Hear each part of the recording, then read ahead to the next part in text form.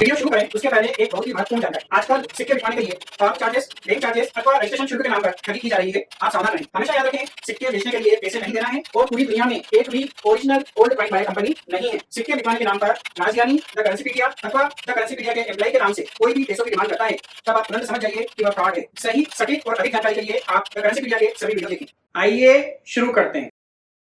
सत श्री अकाल दोस्तों, मेरा नाम है राजज्ञानी और आप देख रहे हैं देश का सबसे भरोसेमंद, विश्वसनीय, सच्चाई और ईमानदारी में नंबर 1, विश्व भर में ख्याति प्राप्त द करेंसीपीडिया। एक बार फिर से दिल से स्वागत है आप सभी का आपकी अपनी करेंसी की दुनिया द करेंसीपीडिया पर। दोस्तों, आज का यह वीडियो है आस्क TCP 81।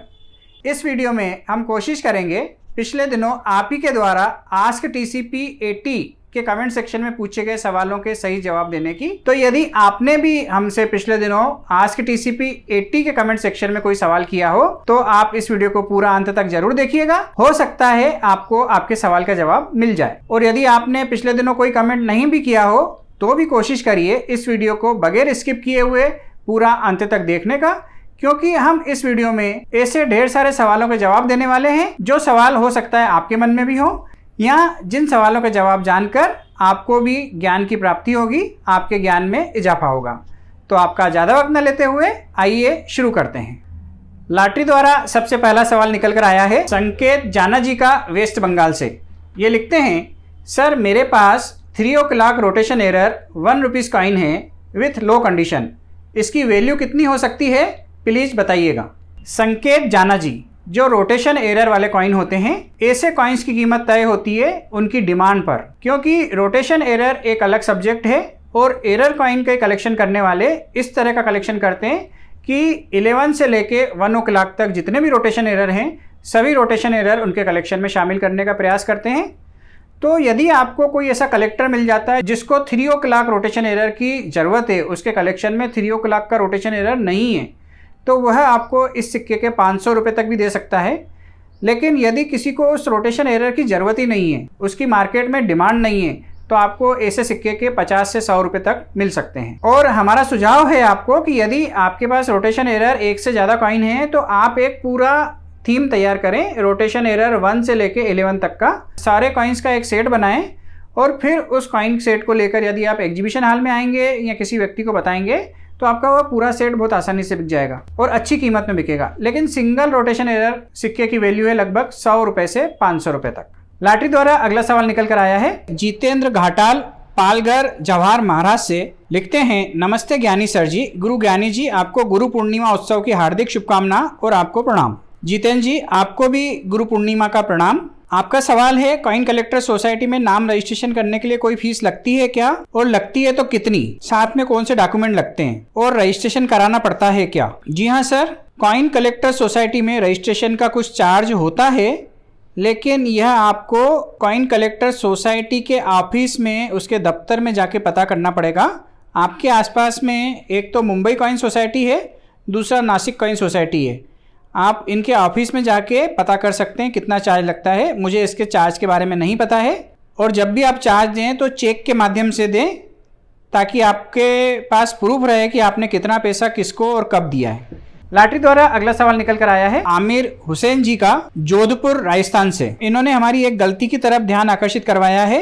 हमने 5 रुपीज़ क्रॉप साइंस के कॉइन की जो वीडियो बनाई थी उसमें हमने गलती से उसकी मिंटेज 1100 बता दी थी, लेकिन एक्चुअल में यह 11,000 है। तो आप उसे करेक्ट कर लें कि क्राफ्ट साइंस के कॉइन की मिंटिंग 11,000 हुई है।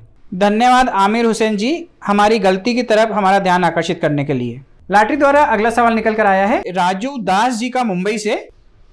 ये जानना चाहते हैं, विक्टोरिया क्वीन के कॉइन पे जो 1862 का है उसके फ्लावर के ऊपर जो 4 डाट हैं वो क्या हैं और इसकी प्राइस क्या है? सर 1862 1 रुपीज़ वाले जो सिल्वर कॉइन के फ्लावर के ऊपर जो डाट होते हैं, ये डाट उसके मिंटिंग ईयर की पहचान है। मतलब यदि 1862 के बाद एक डाट है ऊपर तो वो 1863 का है, और 2 डाट है तो 1864 का है, और यदि 3 डाट हैं तो 1865 मतलब 1965 का है, और यदि 4 डाट है तो 1866 मतलब 1966 का है। इस तरह से बॉम्बे मिंट ने 1862 वाले सिक्के पर हर साल एक डाट बढ़ाकर उसे अगले मिंट ईयर की पहचान दी थी। 1862 प्लस 11 डाट बराबर 1873, और 1874 से फिर ईयर लिखना चालू हो गए थे। रहा सवाल इसकी प्राइजिंग का, तो यह सभी कॉमन कॉइन हैं और इनकी प्राइस लगभग 750 रुपये से 1500 के बीच चल रही है। लॉटरी द्वारा अगला सवाल निकल कर आया है वेस्ट बंगाल से एमडी शरीफ जी का। ये जानना चाहते हैं 5 rupees coin 2004 Calcutta mint coin की value. Sir, Calcutta mint 5 rupees coin square coin की कैटेगरी में आता है। इसकी बुक प्राइस 50 रुपए से 200 रुपए के मध्य चल रही है। लॉटरी द्वारा अगला सवाल निकल कर आया है अजीत कुमार जी का पटना से। इनके पास एक शक्तिकांत दास 2019 का आर इनसेट फाइन कंडीशन में 500 रुपये का नोट है, जिस नोट के बारे में इन्होंने लिखा है कि इस नोट की सबसे बड़ी विशेषता मुझे ये लगती है कि इसके निचले भाग में बॉटम में भांगड़ा करते हुए किसी पगड़ीधारी पंजाबी व्यक्ति की स्पष्ट तस्वीर भी दिखाई पड़ती है। इसका मतलब क्या है? मैंने ऐसा नोट पहले कभी नहीं देखा है। दूसरी बात यह है कि इसके नंबर के अंत में 786 भी है, तो क्या इसे कोई महत्वपूर्ण नोट माना जा सकता है? यदि हाँ, तो कृपया इसकी संभावित कीमत के बारे में पूरी जानकारी दें।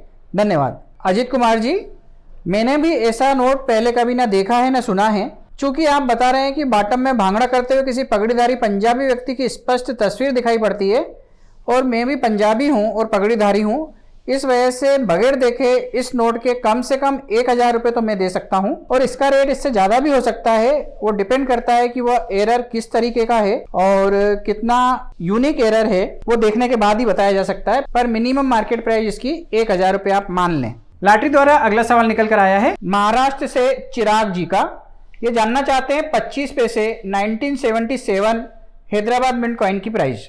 चिराग जी, 1977 में नोएडा मिंट तो थी नहीं, बाकी देश की तीनों मिंटों द्वारा इस सिक्के की ढलाई की गई थी, बॉम्बे, कलकत्ता और हैदराबाद। बॉम्बे और कलकत्ता वाले कॉइन कॉमन कॉइन की कैटेगरी में आते हैं, जिनकी वर्तमान मार्केट प्राइस अधिकतम 5 रुपए है। लेकिन जो हैदराबाद मिंट का कॉइन है उसकी मार्केट वैल्यू लगभग 10 रुपए से 50 रुपए के बीच चल रही है।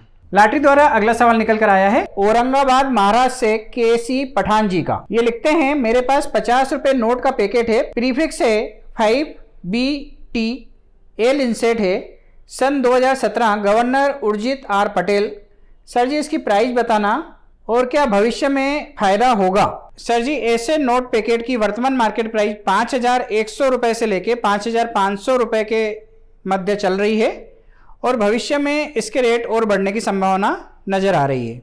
लॉटरी द्वारा अगला सवाल निकल कर आया है यूसुफ जी का गुजरात से। Raghuram ji Rajan 2016 A&B prefix S inset note rare है या नहीं? Sir, Raghuram ji Rajan S inset with logo 2016 में जो 20 रुपीज के नोट जारी किए गए थे A, B, C और D प्रीफिक्स में, वह फिलहाल कॉमन नोट की श्रेणी में आते हैं, और ऐसे नोट की वर्तमान मार्केट प्राइस चल रही है 25 रुपए से 50 रुपए तक। और इस वीडियो का आखिरी सवाल निकल कर आया है उजाला गुप्ता जी का, यूपी से।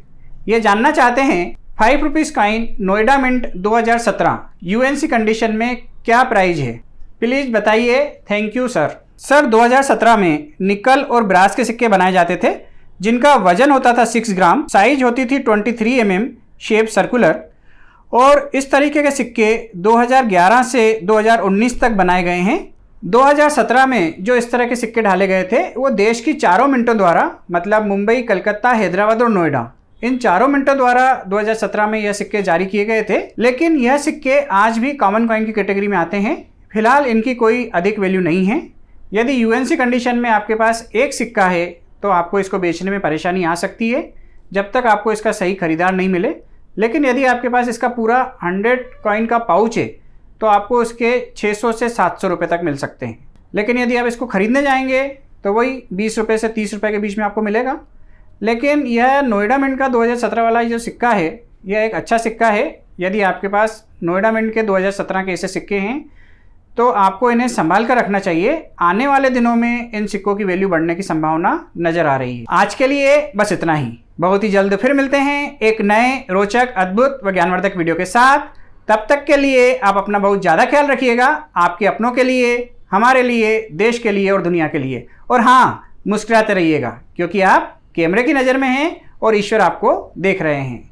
जय हिंद, जय भारत।